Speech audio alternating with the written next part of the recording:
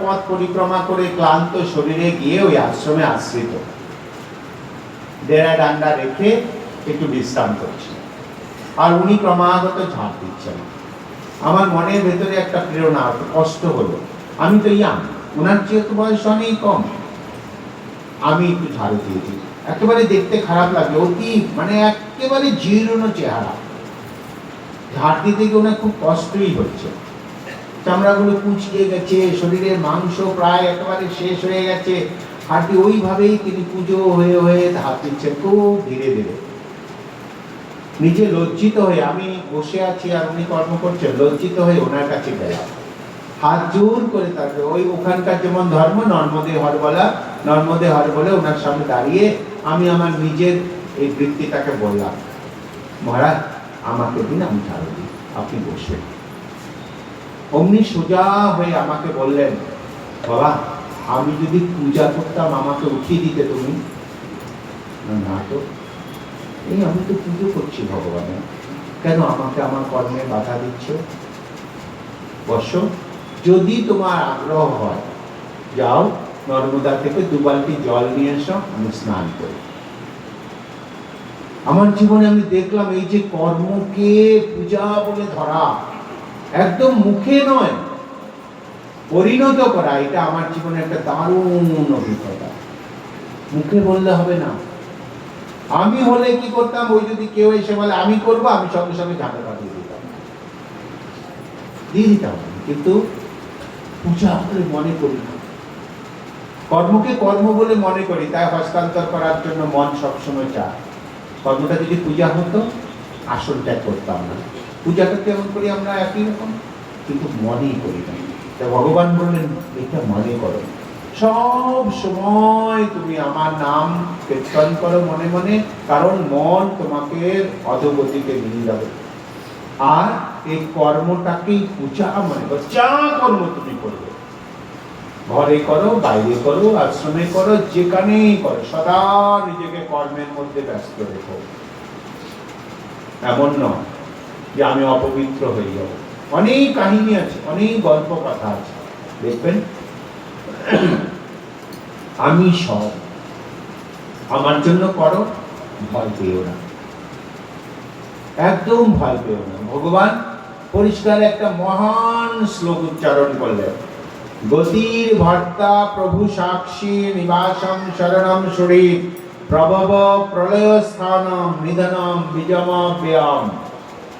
অনেক সন্ন্যাসী আছে, প্রাজ্ঞ সন্ন্যাসী আছে, অনেক দিকপাল সন্ন্যাসীরা আছে, যাদের জীবনের শুরুটা হয়েছিল এই শ্লোক দিয়ে। অনেক বড় বড় সন্ন্যাসী এই শ্লোকটা দিয়ে তাদের জীবন শুরু করেছিলেন। গতির ভর্তা প্রভু সাক্ষী নিবাসম শরণম সুরি, যে আমার জন্য করে আমি তার ভর্তা। ভর্তা শব্দের অর্থ ভরণ পোষণ দিই। যে আমার নাম নিয়ে, গতি আমার নাম নিয়ে চলছে, তার ভরণ পোষণের দায় আমার। নিবাসম শরণম সুরি, সে আমার বন্ধুর মতো আমার কাছে অবস্থান করে, সে আমার বন্ধুর মতো। প্রভব প্রলয় স্থানম নিধানম বিজমাব্যয়ম, অব্যয় হয়ে যায়, ব্যয় আর হবে না। তার প্রভব প্রলয়ম, তার রক্ষা এবং ধ্বংস, অব্যয় হয়ে যাবে সে। কত আমি শুনেছি, আমার এই জীবনে আমার অনেক পূর্বজন্মে কোনো প্রারব্ধ ছিল, কত মহান সন্ন্যাসীদের সঙ্গে ছোটবেলা থেকে সঙ্গ করেছি, কতজন দেখেছি। কেউ বলেছে চ্যালেঞ্জ নিয়ে রাস্তায় বেরিয়েছিলাম, তোমার নাম করব, দেখি আমাকে জোগাড় দাও কিনা। তুমি তো গীতায় বলেছো গতির ভর্তা প্রভু সাক্ষী, দেখি তো। ওই যে ঘর থেকে বেরিয়েছে, বলছে চ্যালেঞ্জ ছিল তোমার নাম করে ঘুরে বেড়াবো, যদি কোনোদিন অনাহারে থাকি তোমাকে ডেকে বলবো ঠাকুর তুমি গীতায় যা বলেছো তা সত্য নয়। কিন্তু এই বয়স পর্যন্ত একদিনও অনাহারে থাকেনি। বলবেন যে ভগবানকে যে তুমি কথা সত্যি রাখনি। রাস্তায় নেমে দেখেছি যে ভগবান কি অপ্রতুল দেয়, যা চাই তার চেয়ে আরো অনেক অনেক বেশি। আর চাওয়ার ইচ্ছেটা থাকে না। এই ভগবানের এই হল অঢের প্রাচুর্যতা, পূর্ণতা। তিনি শুধু মুখেই বলেন সত্যিকারের ভক্তা। কিসের চিন্তা? ভগবান বলে দিলেন না, উপায় এই মনটা তোমাকে নষ্ট করে দিচ্ছে। এই মনটা তুমি চিন্তা করো সব সময় আমার জন্য, কর্মে ব্যস্ত থাকো, আমার নাম কীর্তন করো, আমার জন্য করো। যে আমার জন্য করে তার কোনোদিন পতন হবে না। অনন্য চিন্তয়ন্তো মাম এজনা পরিপাসতে তেষাং নিত্যাভিযুক্তানাং যোগক্ষেমং বহাম্যহম। এই বহাম্যহম নিয়ে দারুণ মজার গল্প আছে, খুব মজার গল্প আছে। ভগবান বললেন, একটু গল্প করি। ভগবান বললেন অনন্য চিন্তয়ন্তো মাম এজনা পরিপাসতে, অন্য সব চিন্তা ছেড়ে দিয়ে যে আমার জন্য উপাসনা করে।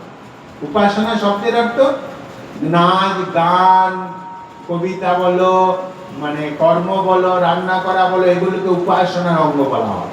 এই যে ভোগ রান্না যিনি করেন তিনিও কিন্তু পূজারী। যে ভোগ রান্না করেন, যে সবজিটা কেটে দেন তিনিও পূজারী। ওই যে সবজিটা যে তুলে আনছে তিনিও কিন্তু পূজারী। এগুলো সব উপাসনার অঙ্গ। ঘরটা যে মুছে দেয়, মন্দিরটা যে মুছে দিচ্ছে সেও, পুরনো ফুল যে ফেলে দিচ্ছে সেও, সবাইকে ভগবান এখানে বলছেন সব অনন্য চিন্তয়ন্তো মাম এজনা পরিপাসতে, যে আমার উপাসনা করে, আমার কর্মের সঙ্গে যে যোগ হয়ে গেছে, তার কি হয় যাবে তেষাং নিত্যাভিযুক্তানাং, সে তার সঙ্গে সব সময় আমি যোগ হয়ে আছি, এক সময় আমি তার থেকে বিচ্ছিন্ন হই না। সে বুঝতে পারে না, কিন্তু আমি বলছি আমি তার সঙ্গে সর্বদা যুক্ত। কিরকম যুক্ত? যোগ এবং ক্ষেম আমি তার বহন করি। যোগ কাকে বলে? ঈশ্বর প্রাপ্তি। আর ক্ষেম কাকে বলে? তাকে রক্ষা করা। প্রাপ্ত হলেই হবে না, সেটাকে রক্ষাও করতে হবে। এই দুটো আমি বয়ে।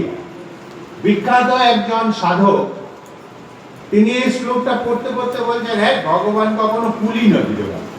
মহান মহাম বলছে ভগবান বইবে না। এটা ভুল হয়ে গেছে, প্রিন্টিং মিস্টেক হয়ে গেছে। এটা হবে যুগক্ষেমং মহান মহাম না হয়ে এটা হবে সৃজন মহাম। আমি তা জোগাড় করে দিই। ভগবান কখনো বই বেড়ায় নাকি? ভগবান কুলি নাকি?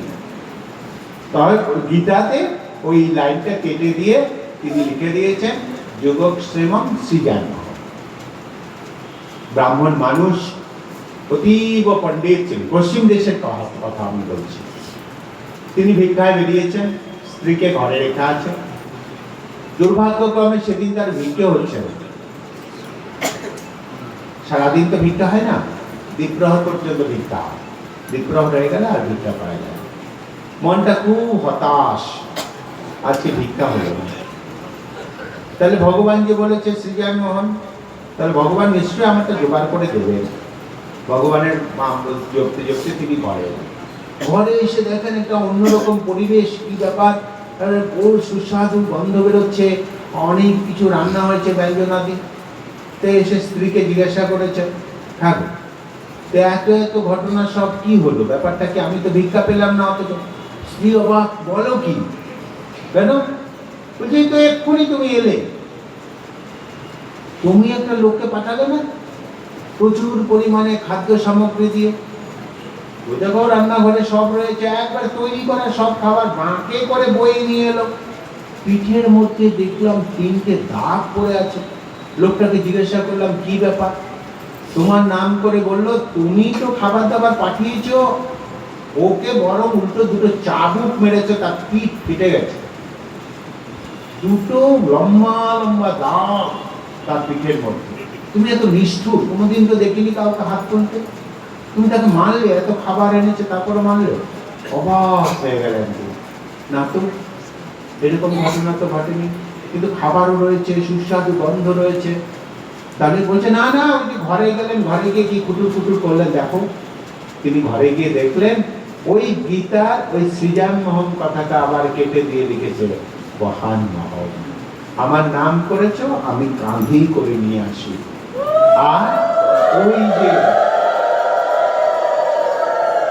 গীতার মধ্যে যে কেটেছে, পেন দিয়ে কেটেছে, ওই পেনের দাগ তার পিঠের মধ্যে পড়েছে। কারণ এই শ্রীমদ ভগবদ গীতা জানবে এটা ভগবানের অঙ্গ, ভগবানের শরীর।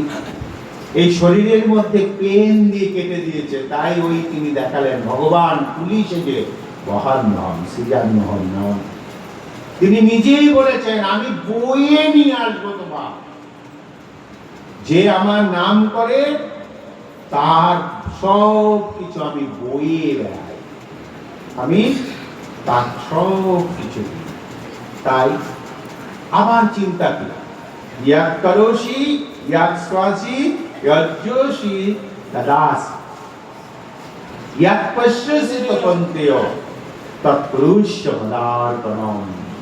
অর্জুন, যা কিছু করবে, যা কিছু খাওয়া দাওয়া সব আমাকে অর্পণ করে দাও, সব অর্পণ করো। হে কুন্তীয়, তৎপুরুষ্য মদার্পণম, আমাকে অর্পণ করে দাও, আমি তোমার সব দেব। তুমি শুধু আমায় দাও, তোমার গুলো তুমি আমায় দাও, তোমার কি চাই সব। শুধু এখানকার নয়, শুভাশুভ ফলেই রইব, তোমার কর্মের শুভ অশুভ সব ফল, শুভাশুভ ফলে রইব মোক্ষ, সব থেকে তোমাকে মুক্তি করে দেব। তোমার পাপ পুণ্যের চিন্তা করছো, কিচ্ছু নাই তোমার, তোমার সব কিছু আমি নেব। আমার কাছে কেউ ঘৃণিত নয়। কি সুন্দর কথা বলছেন, দেখো। মনে মনে ভেবো না আমি পাপী, ভগবান আমায় ঘৃণা করবে, না, ভগবান বলছে আমার কাছে কেউ ঘৃণিত নয়।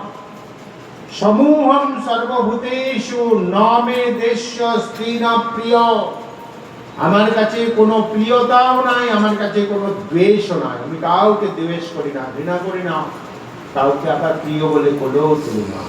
কাকে প্রিয় বলে কোলে তুলি? এ ভজন্তি তুমাম ভক্তা, যে ভক্ত আমাকে ভজন করে, এই সুচাপ্য হও, সেই আমাকে পায়। ভক্তি হলো কলিযুগের সহজ পথ। ঠাকুর রামকৃষ্ণ বলেছেন না, ভক্তি, এই ভক্তিটা সদা প্রার্থনা করবে, সব সময় ঈশ্বরের কাছে প্রার্থনা করো, ঠাকুর তোমার চরণেই যেন ভক্তিটা হয়। ভক্তি হয়ে গেলেই দেখবে সব হয়ে যায়। ঈশ্বরের উপস্থিতি কত, তাই বলে কি ঈশ্বর তোমার অভাব চরিত্র বাড়িতে হঠাৎ করে পাকা হয়ে যাবে? তা না, মনটা পাকা হয়ে যাবে। সুখ দুঃখ থেকে তুমি অনেক উপরে উঠে যাবে। আর কাউকে ঘৃণাও তুমি করো না। কেন করো না?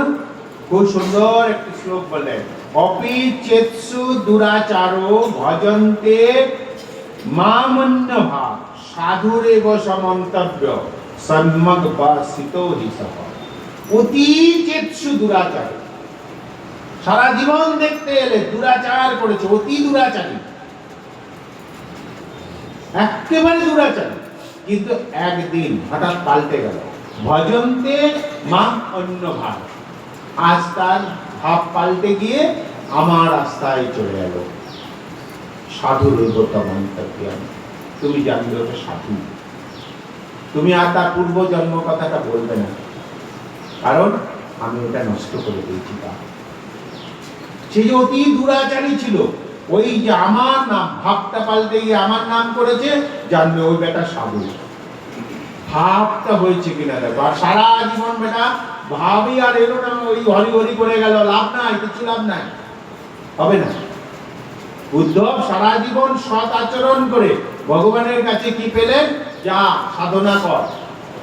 আর ওই জরা নামক বেদ সারা জীবন শিকার করে মাংস খায়, ভগবানকে পশু মনে করে তীর মেরে দিল।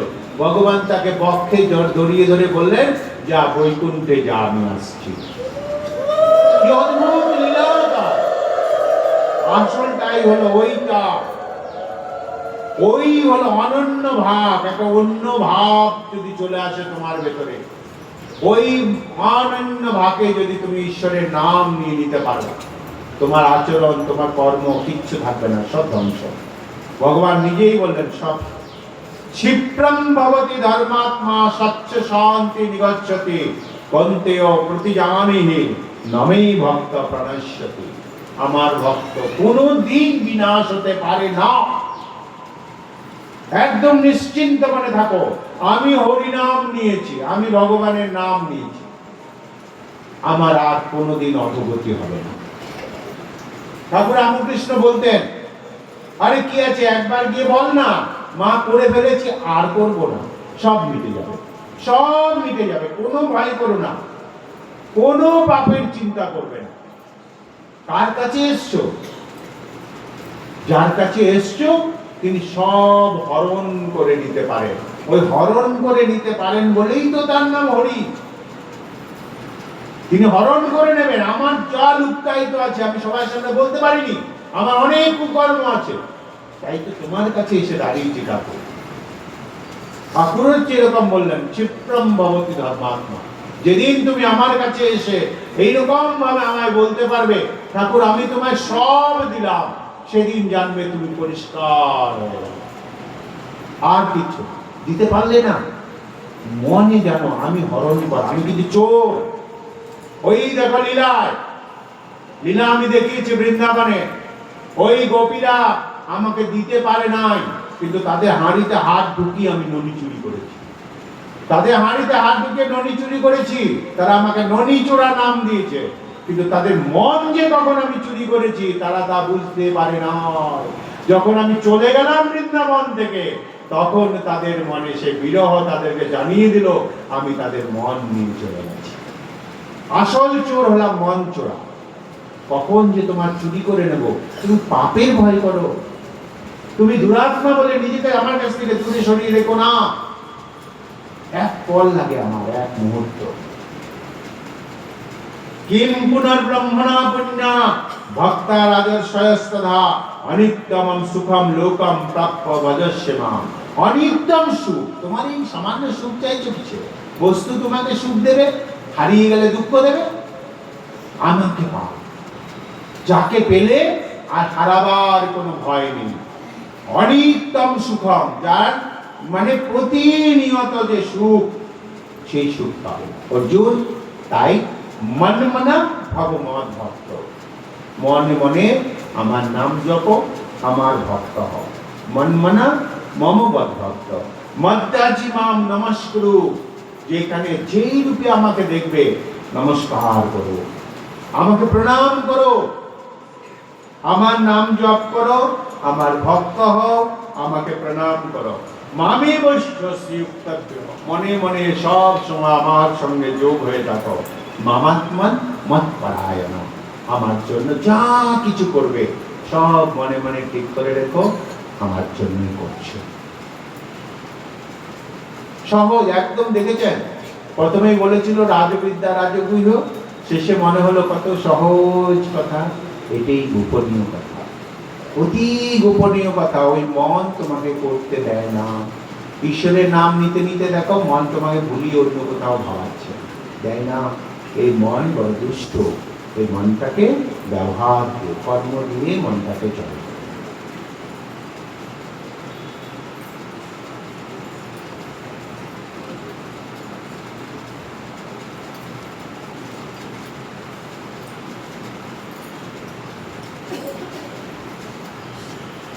এবারে বিভূতি যোগ।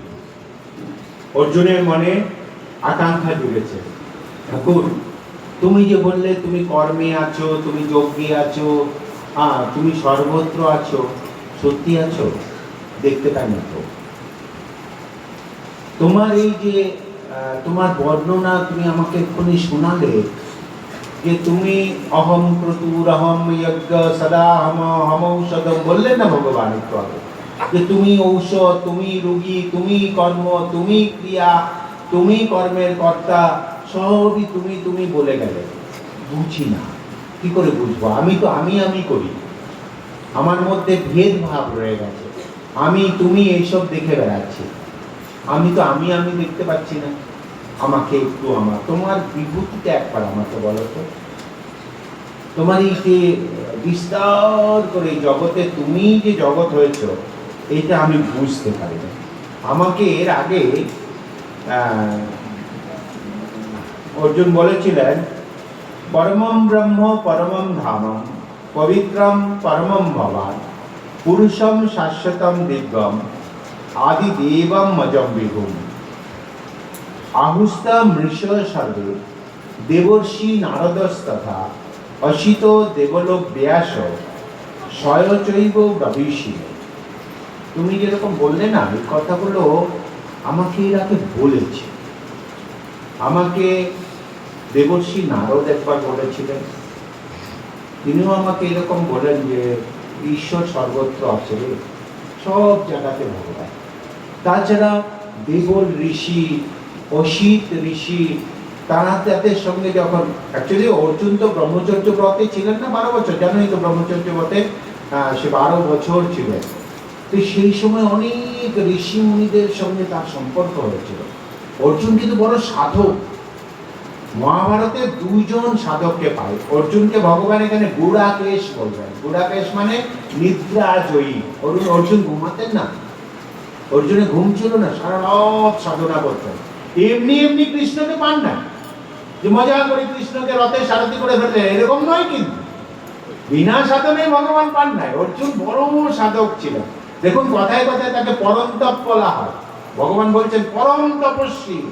ভগবান জানেন এই কিন্তু এমনি এমনি নয়, চরম তপস্বী, পরম তপ।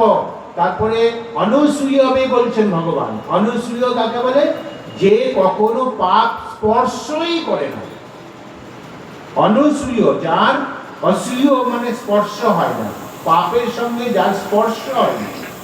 অর্জুন এত বড় সাধক ছিল। গীতায় দেখবেন সুন্দর সুন্দর মানে সম্ভাষণ আছে অর্জুনকে। ভগবান জানতেন অর্জুন কিন্তু এমনি এমনি নয়। অর্জুন তার সাধনা দিয়ে ভগবানকে পেয়েছে। ওই তার একটু ঝলক দিলেন ভগবান। অসিত দেবলোক ব্যাস, ব্যাসদেব আমাকে বলেছেন যে তুমি সর্বত্র বিরাজমান, স্বয়ং চৈব ব্রবীষিমে। আজ নিজেও আমাকে এই কথাটা বলে ফেললে। যেগুলো আমি এতদিন শুনেছি, দেবর্ষি নারদের কাছে শুনেছিলাম, অসিতের কাছে শুনেছিলাম, দেবল ঋষির কাছে শুনেছিলাম, ব্যাসদেবের কাছে শুনেছিলাম, আজ তুমি আমাকে সেই শোনালে। অথচ আমি তো দেখতে পাচ্ছি না। আমাকে তোমার একটু এই বিভূতিটা বুঝিয়ে দেবে, তুমি কেমন করে এই জগতে সর্বত্র বিরাজমান? বুঝতে তো পারি না। তো তখন ভগবান একে একে বুঝাবেন। সব একই রকম কথা, আমি সামান্য সামান্য করে আপনাদেরকে শুনে যাচ্ছি। ভগবান বললেন, হন্ততে কথয়িষ্যামি দিব্যা আত্ম বিভূতয় প্রধানত কুরুসৃষ্ট নাক্তন্তস্থ বিস্তরণে অহমাত্মা গুড়াকেশ। আবার গুড়াকেশ বললেন, অহমাত্মা গুড়াকেশ সর্বভূত সয়স্থিত অহমাদিষ্ট মধ্যঞ্চ ভূতানামন্তরে বচ। খুব সুন্দর সূত্র দিয়ে এবার কথা বলে শুরু করলেন। অর্জুন, হে গুড়াকেশ, নিদ্রাজয়ী সাধক, যার জীবনে নিদ্রা নেই, তোমাকে আমি এই কথাটা বললাম। আমি আত্মা, আমি আত্মা রূপে সব কিছুতে বিরাজমান। সর্বভূতম আকাশম অবস্থিত। হৃদয় আকাশ আছে, ওই হৃদয় আকাশে আমি থাকি। সব প্রাণীর হৃদয় আকাশে আমি থাকি। আমি আদি, আমি মধ্য, আমি অন্ত। জন্মের সময় আমি, এখন যে আছে তখনও আমি আছি, অন্তকালেও কিন্তু আমার সঙ্গে তোমার সম্পর্ক থাকবে। দেহটা চলে যাবে, কিন্তু আমার সঙ্গে তোমার সম্পর্ক। আমি এই জগতের সব বলে এবারে বললেন প্রাধান্যত কুরুশ্রেষ্ঠ। প্রধান প্রধান জিনিসের মধ্যে তুমি আমাকে সহজে দেখতে পাবে। যেমন সূর্যের আলো সব বস্তু থেকে রিফ্লেক্ট হয়, সব থেকে রিফ্লেক্ট হয়, কিন্তু আয়নাতে বেশি হয় না। সূর্যের আলোতে আয়নাতে যদি ধরেন রিফ্লেক্টটা বেশি হয়, আয়নাতে বেশি হয়। কেন? আয়না মসৃণ। একটা স্টিলের থালা ধরুন, দেখুন রিফ্লেক্ট হয়। কেন স্টিলের থালাতে রিফ্লেক্ট হচ্ছে? মসৃণ বলে। যে যত মসৃণ হতে পেরেছে তার ভেতরে ঈশ্বরীয় ভাবের প্রকাশ তত বেশি। যে যত জটিল কুটিল হয়ে গেছে সে তত বেশি নোংরা হয়ে গেছে বলে তার ভেতরে ঈশ্বরের ভাব নয়, কিন্তু রিফ্লেক্ট সবার ভেতরে হচ্ছে। তাই তুমি কি করো? ওই শ্রেষ্ঠের কাছে দেখো, ওখানে গেলে তুমি বুঝতে পারবে আমি আছি, আমি রিফ্লেক্ট হচ্ছি, আমি যে আত্মারূপে আছি। যত বেশি ক্রিস্টাল, যে যত বেশি স্বচ্ছ তার ভেতরটা দেখা যায়। ক্রিস্টালে দেখে না স্বচ্ছ, তার এপার ওপার দেখা যাবে। যে যত স্বচ্ছ হয় তার ভেতরটা দেখা যায়। তো এই যাহার উপরটা যেহেতু স্বচ্ছ হবে, যে যত শ্রেষ্ঠ তার ভেতরে তুমি সেটা দেখতে পাবে। তাই তুমি ওই শ্রেষ্ঠটার মধ্যে দেখো। কিরকম? আদিত্যানাম মহম বিষ্ণু জ্যোতিষাম রবিরম শুভাম। অংশুমানের মধ্যে আমি সূর্য, আদিত্যাদির মধ্যে আমি বিষ্ণু, মরিচিদাদির মধ্যে নক্ষত্রাদের মধ্যে আমি শশী, বেদের মধ্যে আমি সামবেদ। প্রত্যেকটার মধ্যে শ্রেষ্ঠের মধ্যে তুমি দেখো। সব মানুষের মধ্যেই ভগবান আছে, কিন্তু কারো কারো ভেতরে ভগবানটাকে স্পষ্ট দেখা যায়।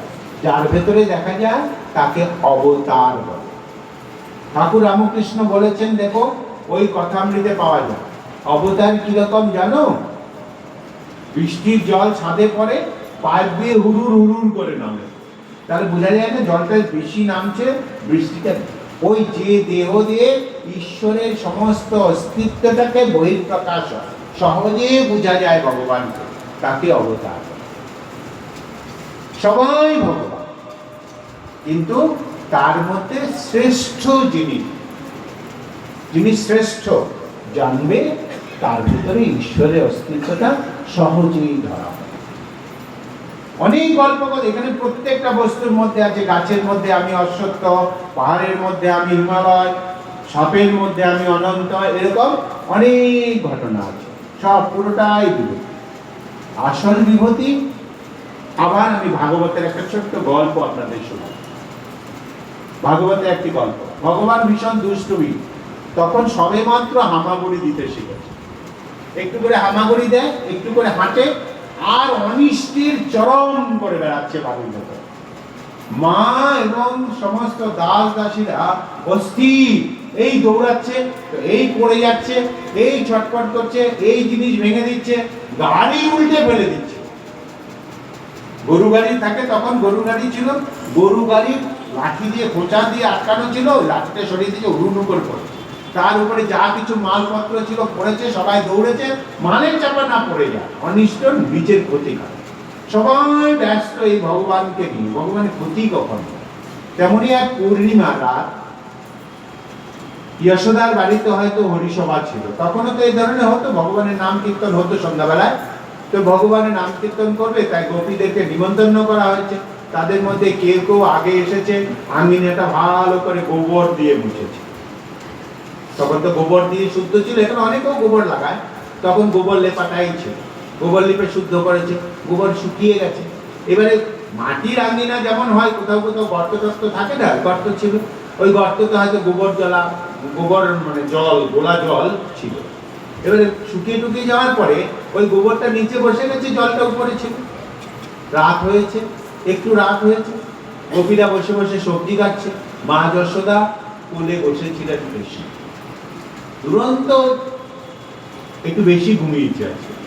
ঘুম থেকে উঠার পথে মনটা কেমন হয়ে গেছে, তাই মা যশোদার কোলে একেবারে দুই গলায় হাত দিয়ে ধরে ফেলেছে। মাও চরম তৃপ্ত, এরকম করে তো কোনোদিন ধরে না, চরম চঞ্চল তো, খুব তৃপ্ত। হঠাৎ করে কোল থেকে নেমে গেছে, বেশ নেমে গেছে, একটু হামাগুড়ি দিয়েছে, আবার একটু হেঁটেছে, আবার হামাগুড়ি দিয়ে ওই গর্তটা, কেউ এত খেয়াল করেনি। ওখানে গিয়ে গর্তের মধ্যে হাত ঢুকে ব্যাঁ করে চিৎকার দিয়ে কাটছে। সবাই ছুটে গেছে, কি হলো কি হলো, কোনো পোকায় কাটলো কিনা, কি ব্যাপার, ছুটে গিয়েছে। খালি একটা কথা বলছে, কি কিছুই বুঝতে পারছে না, খালি গর্তের দিকে তাকে বলছে আর হাতের মধ্যে গোবর জল দেবে। ওইটা তো মা ধুয়ে টুয়ে দিয়ে আর কিছু কামড়েছে কিনা অনেক কিছু যত্নাতি করে, এ কোলে নেয় ও কোলে নেয়, কারও কোলে থাকে না, সবাই থেকে নেমে খালি ওই গর্তের কাছে যাবে আর অনেকক্ষণ সময় হয়ে গেল, ততক্ষণে জলটা আবার বসে গেছে। আবার কি রে গর্তের মধ্যে কি আছে কি আছে, মা গিয়ে দেখলো ওই আকাশে চাঁদ উঠেছে, তার ছায়া ওই চাঁদ দেখতে পেয়েছে।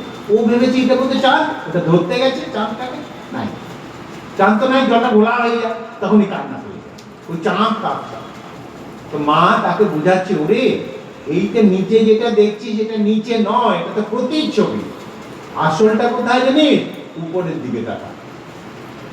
দেখো কি লীলা মায়ের, স্বয়ং ভগবান আজকে মাকে তত্ত্ব জ্ঞান শেখাবে আর মা শিশুকে শেখাচ্ছে, এটা প্রতিচ্ছবি, ওইটা হলো আসল, এটা আত্মা, এটা পরমা।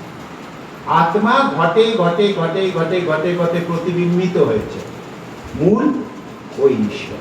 যেই পৌঁছে গেল ভগবানকে, ওর যেই দেখালো, ভগবান তো শেখাচ্ছে মাকে যে তোমরা যা কিছু আছে আমি সব জানি, ওই ঘটে ঘটে তুমি প্রতিবিম্বিত হয়েছে, আসলটা ওই ঈশ্বর, আসলটা আমি। আজকে মাকে শেখাবে, তাই বলছে দেখো ওইটা ওইটা আমার চাই। এবার মাকে বললো যেহেতু ওইটা দেখালো, ওই যে চাঁদ ওইটা আমার চাই। মা তো বিপদে বলে আকাশে চাঁদ চায় ছেলেকে কি করে দেওয়া যায়, বলছে ওইটা দেওয়া যায় না, আমার লাগবেই।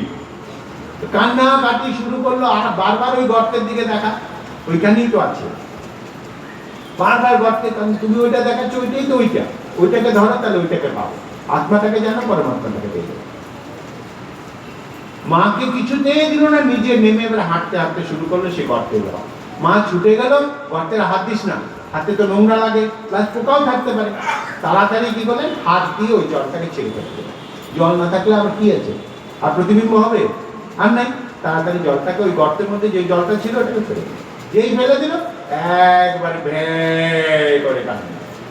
গেল কোথায়, মাকে জিজ্ঞাসা করছে ওখানে তো ছিল, গেল কোথায়, ছিল গেল কোথায়, মা বলে ছিলই না, না ছিল ছিল, ওটা তো ছিল, জীবাত্মাটা তো আছে, অস্বীকার করবো কি করে, জীবাত্মা আছে, ওই জীবাত্মা আছে বলেই আমরা পরমাত্মাটাকে যাই, ওই প্রতিবিম্বিত দেখেছে বলেই আসলটার দিকে গেছি। বলো বলো হ্যাঁ। এবারে ছেলেকে কোলে নিয়ে বোঝালো, বাবা ওইটা কি জানিস, ওইটা অন্য কিছু না, ওটা একটা হাঁস। ওই দেখো মাকে পরমহংসের দিকে নিয়ে যাচ্ছে, ওই দেখো বলছে ওটা একটা হাঁস সমুদ্রের মধ্যে ভাসছে। কিসের সমুদ্র মা, বলে ওটা ক্ষীরের সমুদ্র। এই ক্ষীর সমুদ্রে ক্ষীর কে করলে, কে বানায়, বলি ক্ষীর কে বানায় জানিস, এই অনেক দুধ জমে আপনি দেখে ক্ষীর হয়। দুধ কে ঢালে, দুধ কোন গোয়ালা নিয়ে গিয়ে ওখানে দুধ ঢালে মা, বলছে ওখানে দুধ তো গোয়ালা ঢালে না, ওই দুধ অমৃতের ভান্ডার থেকে আসে, অমৃতের ভান্ডার থেকে, ওই অমৃত ধীরে ধীরে মাকে দেখো নিয়ে যাচ্ছে। ওই ছোট্ট শিশু তার লীলা করতে করতে মাকে বেদান্তের চরম জ্ঞান দিল। ওই হাঁসটা আমার লাগবে, ওই হাঁসটা আমায় খাও, বলে হাঁসটা দেওয়া যায় না। তাহলে তখন মা বললেন, বাবা ওটা হাঁস নয়, আমি তোকে বুঝালাম হাঁস, এটা হাঁস নয়, ওইটাই ঈশ্বর, ঈশ্বরকে দেওয়া যায় না। বলছে তাহলে গর্তেটা কি, বললো গর্তেও ঈশ্বর, দুই ঈশ্বর। মায়ের কোলে জাপটে ধরে সেই শিশু বুঝিয়ে দিল মাকে, তোমার ভেতরে যে আছে সেই তোমার ঈশ্বর। অপূর্ব ভাগবত লীলা, ভাগবত লীলা পড়বেন, দেখবেন কি অপূর্ব লীলা, যার জন্য ওই উদ্ধবকে গোপীরা বুঝিয়ে দিল। উদ্ধব প্রচন্ড জ্ঞানী ছিলেন, বুঝিয়ে দিলেন তুমি বেদান্ত আমাদের শেখাতে এসছো, আমরা বেদান্তের সৃষ্টিকর্তাকে দেখেছিলাম যশোদার বারান্দায় নাচতে। বেদান্তের যে সৃষ্টি, বেদান্তের মূল যে ঈশ্বর, তাকে আমরা দেখেছি ওই যশোদার বারান্দায় নাচতে। তাদের কাছে আর বেদান্ত জ্ঞান থাকে না। মূলটা কি জানেন, মূল হলো ওই একটা কথা। যতই আমরা জানি, যতই ভগবান সম্পর্কে আমাদের পাণ্ডিত্য থাকুক, যতক্ষণ না পর্যন্ত আমাদের কাছে সেটা ব্যক্ত না হচ্ছে, ততক্ষণ পর্যন্ত আমরা তাকে, মন আমাদের সন্তুষ্ট হয় না, সন্তুষ্ট হবে না। অনেক জ্ঞান লাভ করেছে, অনেক কিছু জেনেছে। নরেন্দ্রনাথ, স্বামীজি নয়, নরেন্দ্রনাথ প্রচুর ব্রহ্মার এতে যেতেন, কেশবচন্দ্র সেনের কাছে যেতেন, অনেক কথা, অনেক, এমনকি বিভিন্ন দর্শন পড়াশোনা হয়ে গেছে। ঈশ্বর এই সম্পর্কে অনেক জ্ঞান, অনেক পাণ্ডিত্য তার মধ্যে হয়েছে, তার মধ্যে ইচ্ছা জেগেছে। দেখা যায় তিনি ডক্টর কেশব সেনকে গিয়ে জিজ্ঞাসা করেছিলেন, ঈশ্বরকে কি দেখা যায়, আপনি দেখেছেন? তিনি বলেছেন, না, নিরাকার, এর তো কোনো আকার নেই, একে কি করে দেখা যাবে? তিনি আরেকজন মহান ঋষি, মহর্ষি দেবেন্দ্রনাথ ঠাকুরের কাছে গেছেন। কলিযুগের ঋষি কিন্তু আমাদের, কলিযুগে 3 জন ঋষিকে আমরা পেয়েছি, 3 জনই কিন্তু বাংলা। কলিযুগে 3 জন ঋষিকে আমরা পেয়েছি, তার মধ্যে তিনি ছিলেন মহান ঋষি, মহর্ষি দেবেন্দ্রনাথ ঠাকুর। তিনি কিন্তু বাংলা ভাষায় প্রথম বেদকে ট্রান্সলেট করতে পেরেছিলেন। অনেক জ্ঞানী ছিলেন, মহান তপস্বী ছিলেন, রবীন্দ্রনাথের পিতা। রবীন্দ্রনাথ ঠাকুর তার বাবার কাছে ওই যে ট্রান্সলেট করতেন, ছোটবেলা থেকে তার বাবার কাছে বসে বসে এই উপনিষদাদির মন্ত্র শুনতেন, যার ফলে তার সমস্ত সৃষ্টি দেখবেন উপনিষদের মন্ত্রেরই ব্যাখ্যা। তাকে উপনিষদের কবি বলা হয়। রবীন্দ্রনাথের গান শুনবেন, কবিতা পড়বেন, দেখবেন সব উপনিষদের কথা। ওই ছোটবেলা বাবার সঙ্গ করে তার ওই মন উপনিষদের মন্ত্র গেঁথে গেছিল। সেই মহর্ষি দেবেন্দ্রনাথ ঠাকুরের কাছে গিয়ে নরেন জিজ্ঞাসা করেছেন, আপনি দেখেছেন, আপনি ঈশ্বর দেখেছেন? তিনি রসিক মানুষ ছিলেন, আনন্দে ডুবে থাকতেন। তিনি মজা করে নরেন্দ্রকে বলেছিলেন, তোমার চোখগুলো কি বড় বড়, তুমি হয়তো দেখতে পাবে। এই রসিকতায় নরেন্দ্রের মন ভরে না। যথারীতি তিনি ওই খবর পেয়ে পেয়ে দক্ষিণেশ্বরে একদিন এলেন। ঠাকুর মন্দির থেকে মা মা মা মা করে বুকে তালি মারতে মারতে আসছেন। একা পেয়ে নরেন্দ্র জিজ্ঞাসা করলেন, আপনি ঈশ্বরকে দেখেছেন? যেমনি প্রশ্ন তেমনি উত্তর, একেবারে তীক্ষ্ণ উত্তর। দেখেছি কি রে? তোকে যেমন দেখছি তার চেয়েও স্পষ্ট রূপে দেখেছি, চাষটা তোকেও দেখাতে। কি সুন্দর! এই যতদিন পর্যন্ত না এইটা না হবে, ততদিন পর্যন্ত মনের সংশয় যাবে না। অর্জুনকে ভগবান অনেক বললেন, বিভূতি যুগে একের পর এক নিজের এই বিস্তার সব শোনালেন। তারপরে অর্জুনের এই ভাব জেগেছে, ঠাকুর একবার দেখতে চাই।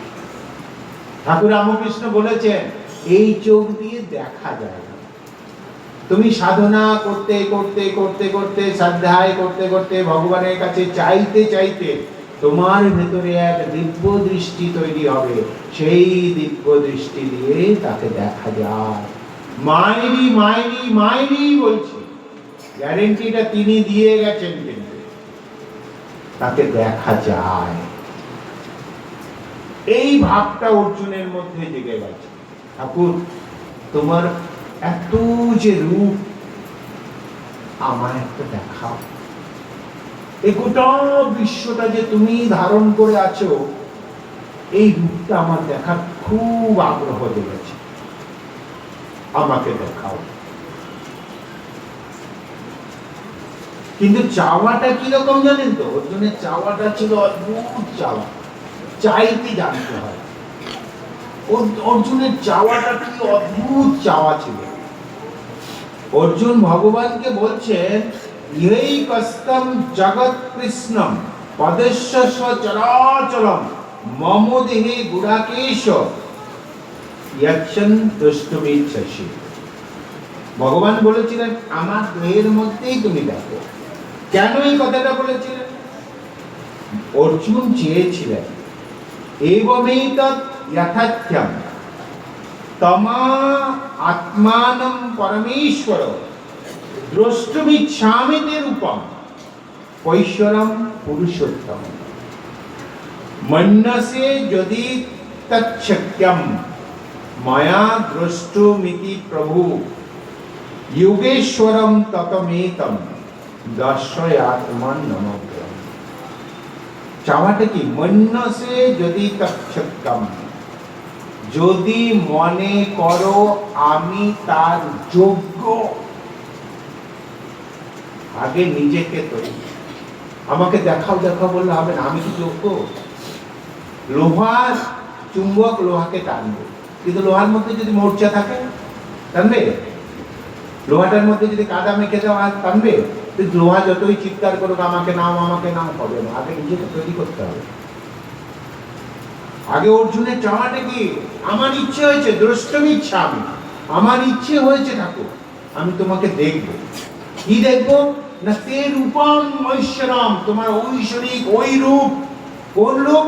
পুরুষোত্তমম, তুমি যে জগৎকে ধারণ করে আছো, তোমাই যে জগৎকে ধারণ কর্তা, এইটা আমার দেখার ইচ্ছা হয়েছে। এরপরে মন্যসে যদি তচ্ছক্যম, যদি মনে করো আমি তার দেখা, দ্রষ্টুম ইতি প্রভু, হে প্রভু আমি তার দেখার মতো যোগ্য, এটা যদি মনে করো, হে যোগেশ্বর তোমার যোগ প্রভাবে আমাকে দেখাও। কি চাওয়া? আর সঙ্গে সঙ্গে ভগবান বললেন মম দেহে গুড়াকেশ, তুমি যা চাইতে চেয়েছো যে আমি জগৎ, আমার দেহের মধ্যেই দেখো, ওটা জগৎটা তুমি আমার দেহে, কিন্তু তুমি যে পারবে না দেখতে। এই কষ্টম জগৎ কৃষ্ণম পশ্যত সচরাচরম, এই সচরাচর তুমি আমার। মম দেহে গুড়াকেশ, আবার গুড়াকেশ বললেন হে আবার সেই নিদ্রাজয়ী তুমি তপস্বী, তুমি আমার দেহের মধ্যে তুমি ইচ্ছাসী, যেমন ইচ্ছা দেখে না, কিন্তু নতু মাং চক্ষুষে দস্তু, তুমি যে আমাকে দেখতে পাবে না। নতু মাং চক্ষুষে দস্তুম, অনেক সচক্ষুষা, যে চক্ষু আছে তোমার, এটা দিয়ে তুমি বিষয় জ্ঞান দেখেছো, এটা দিয়ে বিষয় দেখা হয়ে গেছে, ওইটা দিয়ে বস্তু দেখলে বস্তু ব্যবহারের জ্ঞান তোমার মধ্যে প্রকট হয়ে যাচ্ছে। বিষয় দশটা এই চোখ দিয়ে আমায় দেখা যাবে না। তাই কি দিব্যম দদামি তে চক্ষু, আমি তোমাকে দদামিম দিব্যম চক্ষু, আমি তোমাকে দিব্য চক্ষু দান করছি। কেন দান করছি? বৈশ্বমে উপমেশ্বর, আমার ঐশ্বরিক যোগ প্রভাবে আমি যে জগৎ পরিচালনা করছি তুমি দেখে না। দুজনের মধ্যে সম্পর্কটা দেখেছেন কি মধুর? প্রভু যদি মনে করো আমি যোগ্য তবে আমাকে দেখাও। চাওয়াটা কত সুন্দর, অহংকার নাই, আমাকে দেখাও এরকম নয়, যদি মনে করো আমি যোগ্য, ভক্তের লক্ষ্য। আর তেমনি ঠাকুর কি সুন্দর করে, অর্জুন তোমার এই বিষয় চক্ষু দিয়ে আমায় দেখা যাবে না, আমাকে দেখো, আমার দিকে তাকাও, আমি পুরো চরাচরকে ধারণ করে আছি, দেখতে পাচ্ছ না? কেন দেখতে পাচ্ছ না? এই বিষয় চোখ দিয়ে আমায় দেখা যায় না। তাই কি করতে হবে? দিব্যম দদামি তে চক্ষু, আমি তোমাকে একটি দিব্য চক্ষু দিচ্ছি, তোমার সেই দিব্য চক্ষু দিয়ে তুমি আমাকে পশ্যম। এরপরে অর্জুন তো ফিউজ হয়ে গেলেন। কি দেখলেন অর্জুন? যেই না দিব্য দৃষ্টি দেখলো, অমনি অর্জুনের একেবারে ভয়ানক রূপ। কি দেখতে পেলেন? অনেক বক্ত্রনয়নম, অনেক অদ্ভুত দর্শনম, অনেক দিব্যাভরণম, দিব্যাঙ্গিক দদায়ুধম, দিব্য মাল্যম্বরৌধরম, দিব্য গন্ধনুলেপরম, সর্বার্চয়ময়ম দেবম, অনন্ত বিশ্বতুম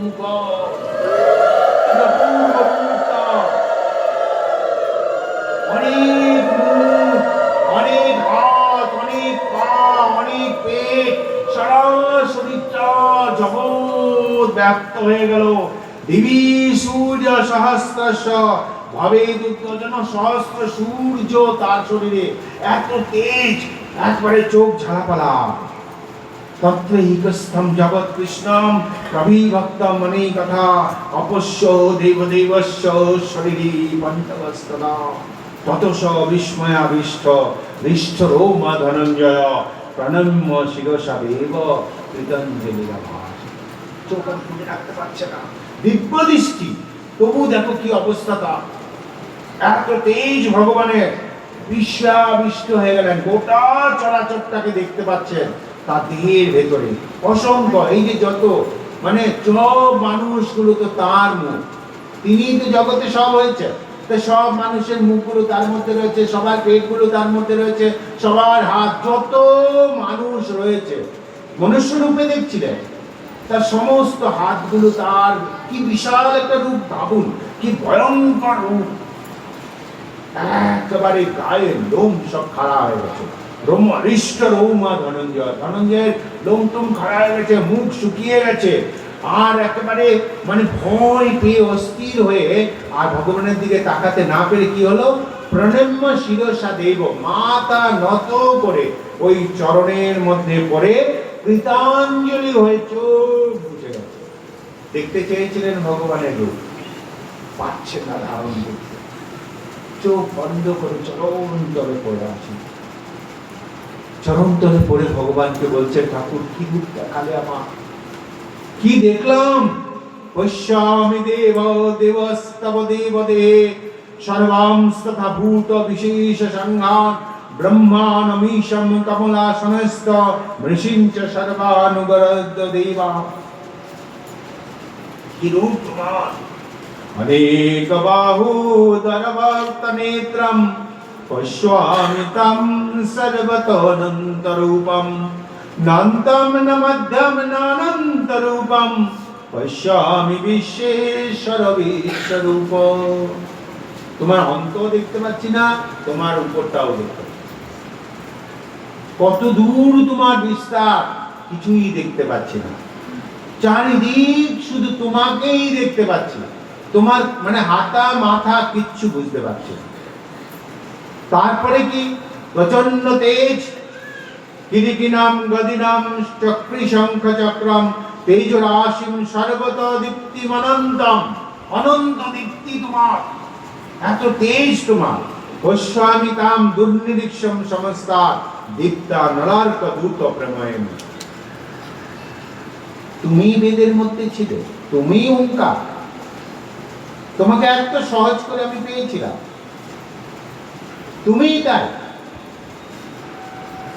হচ্ছে না ঠাকুর, আমি ভয় পাচ্ছি, আমার ভেতরটা ভয়ে কাঁপছে,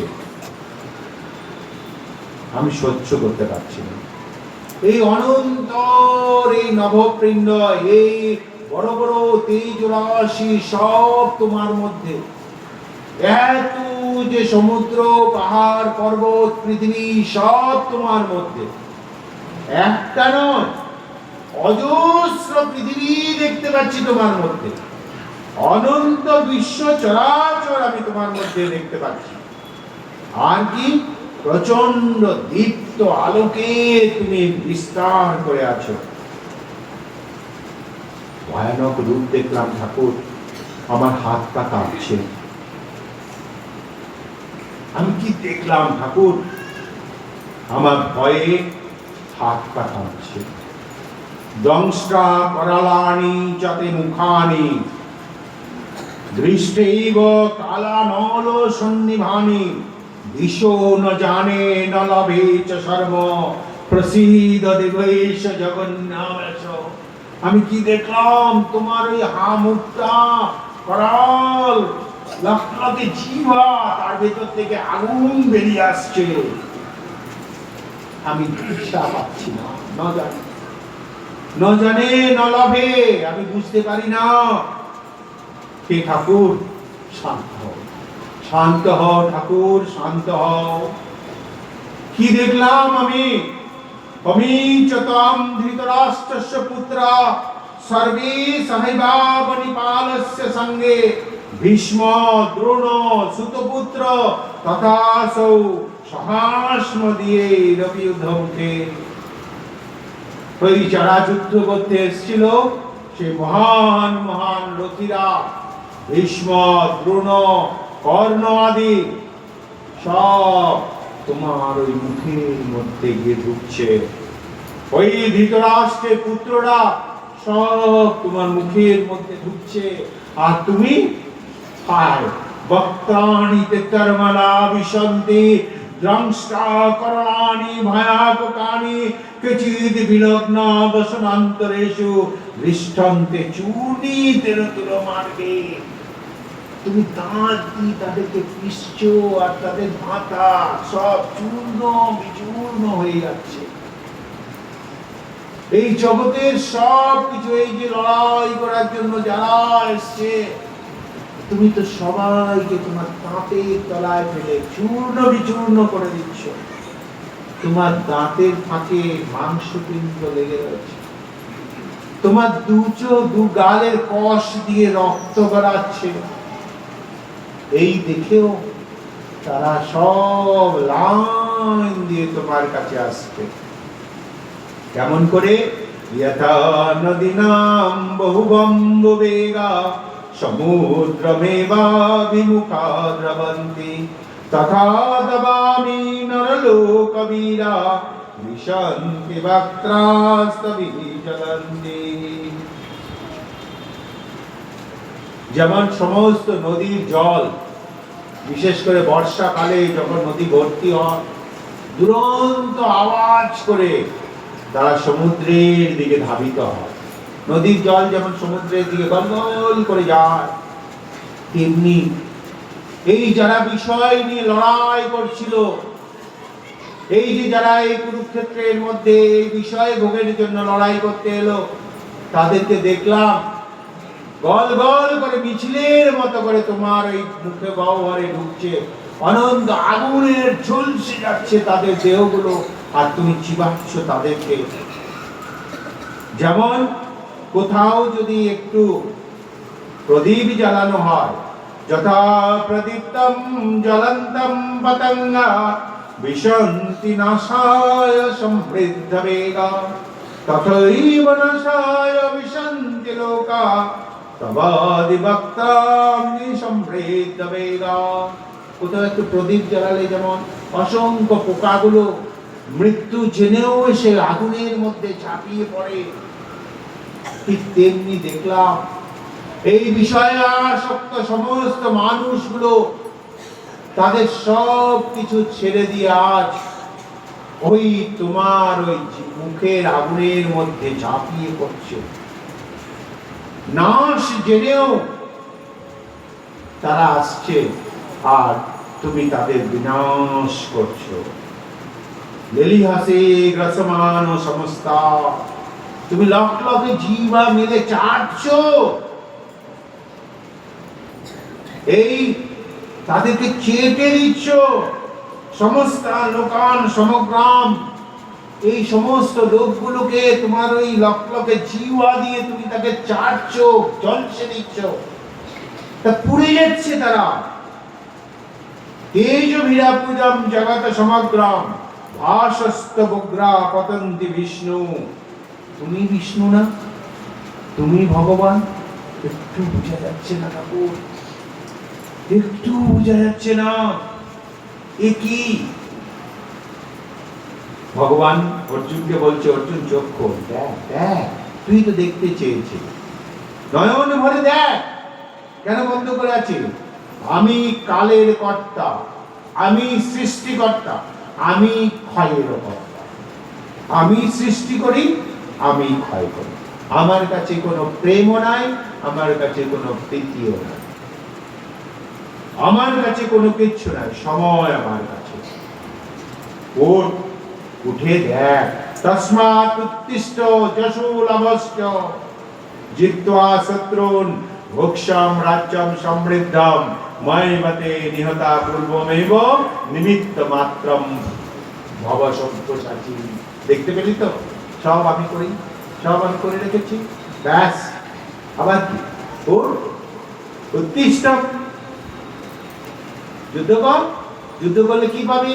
লোকে বলবে, বাপ রে বাপ, অর্জুন দেখো কত বড় বীর, যুদ্ধ করে সবাইকে মেরে দিয়েছে। কিন্তু তুই তো জানিস আমি সব করে রেখেছি।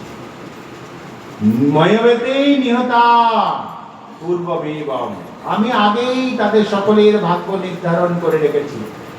তাদের মৃত্যু, তাদের জন্ম সব আমার নির্দিষ্ট। তোরকে কি করতে হবে? নিমিত্ত মাত্রম ভব সব্যসাচী।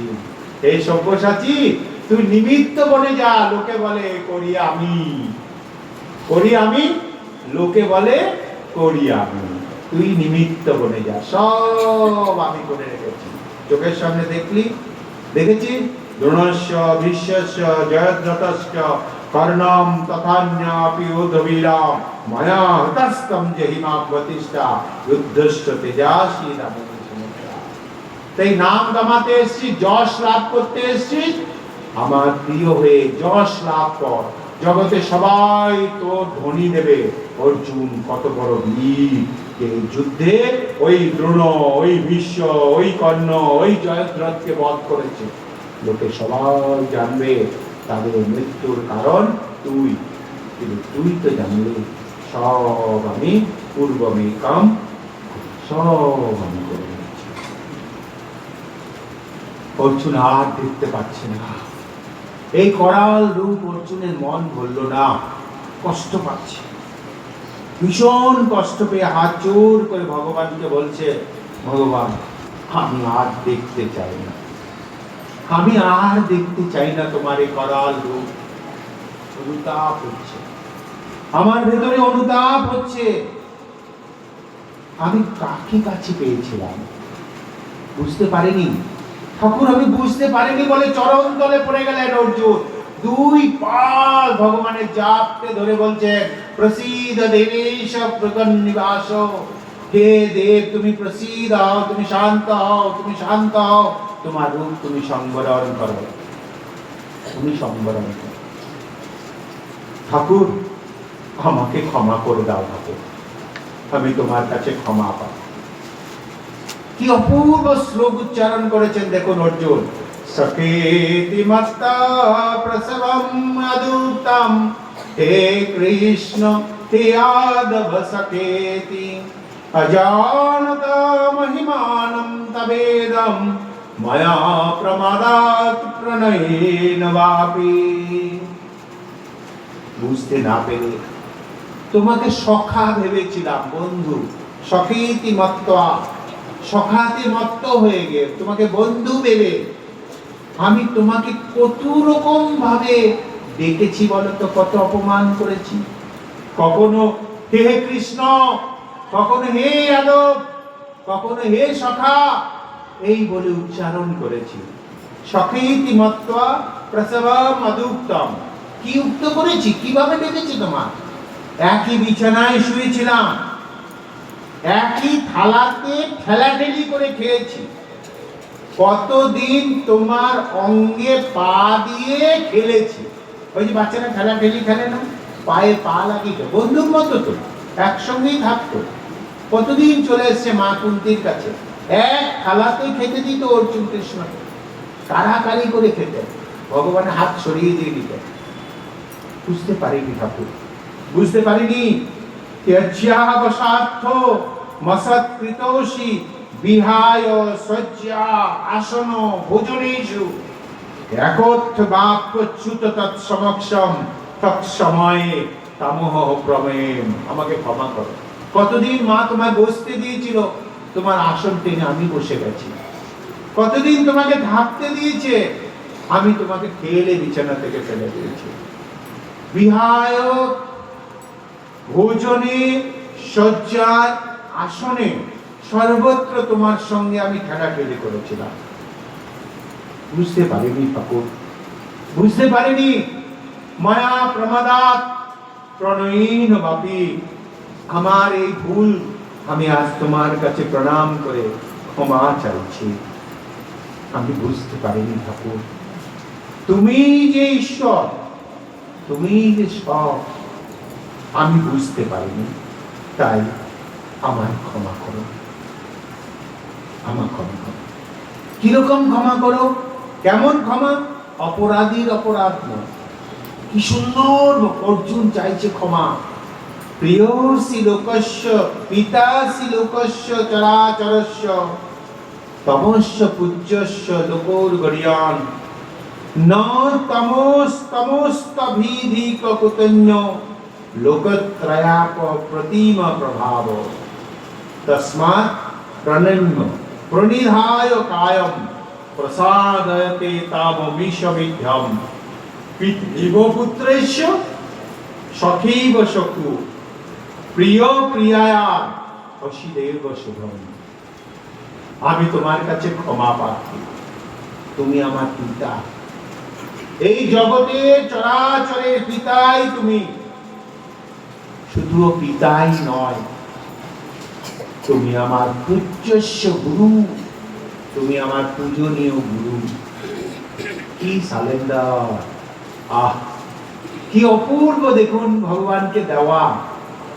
পিতাসি লোকস্য চরাচরস্য তমস্য পূজ্যস্য গুরু। তুমি মহান গুরু, আমার গুরু রূপে আছো, আমার পিতা হয়ে আছো, তাই তোমার কাছে আমার চাওয়া।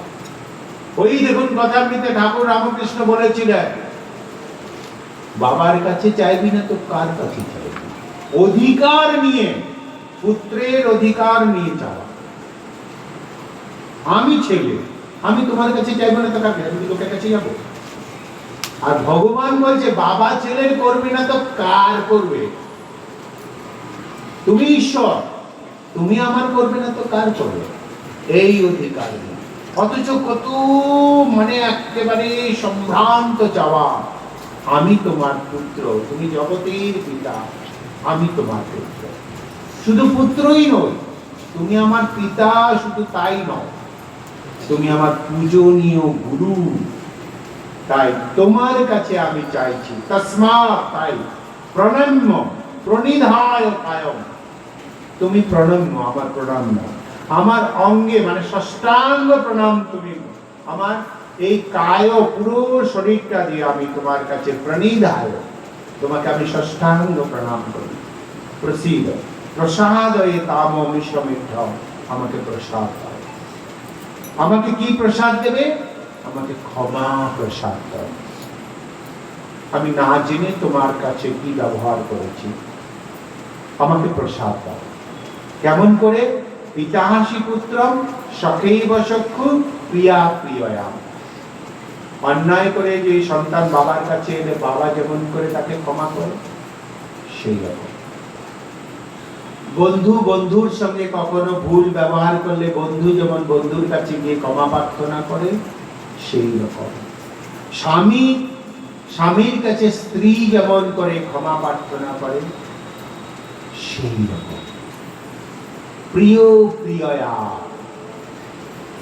তুমি আমার যে প্রিয় সম্পর্ক, তুমি প্রিয় আমি প্রিয়, তুমি পিতা আমি পুত্র, তুমি বন্ধু আমি সখা, তুমি স্বামী আমি স্ত্রী। অন্যায় করেছি, ব্যবহারে ভুল করেছিলাম, অজানন্তে, জানিনি তোমাকে, তাই তুমি আমায় সেরকম করে ক্ষমা করো। আমি কোনো পূর্ব জন্মে কোনো মহান কর্ম করেছিলাম ঠাকুর, অদৃষ্ট পূর্বাম ঋষতস্মি দৃষ্টা ভয়ীন চ প্রবতিতম মনোমে তদেমে দর্শয় দেব রূপম প্রসীদ দেবেশ জগন্নিবাস। আমার পূর্ব জন্মাকৃত মহান কোনো পুণ্য ছিল বলে আমি আজ তোমার এই দর্শন পেলাম। ঠাকুর, আমার মন ধরল না। কি প্রার্থনা দেখো তো, একটু আগে চাইলো, এখন বলছে আমার মন ধরল না। হরে জগন্নিবাস, তুমি শান্ত হও, শান্ত হও। কিরকম?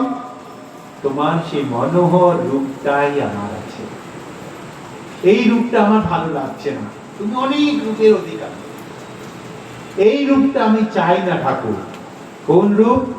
কিরীটিনম গদিনম শঙ্খচক্রহস্তম মিচ্ছামি তাই দ্রষ্টুমহি তব তিনৈব রূপেণ চতুর্ভুজেন সহস্রবাহু ভব বিশ্বমূর্তে।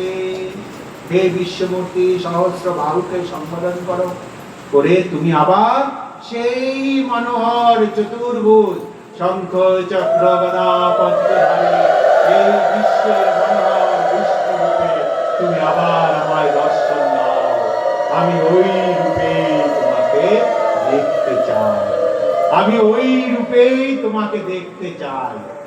এই রূপটা আমার কাছে নয়।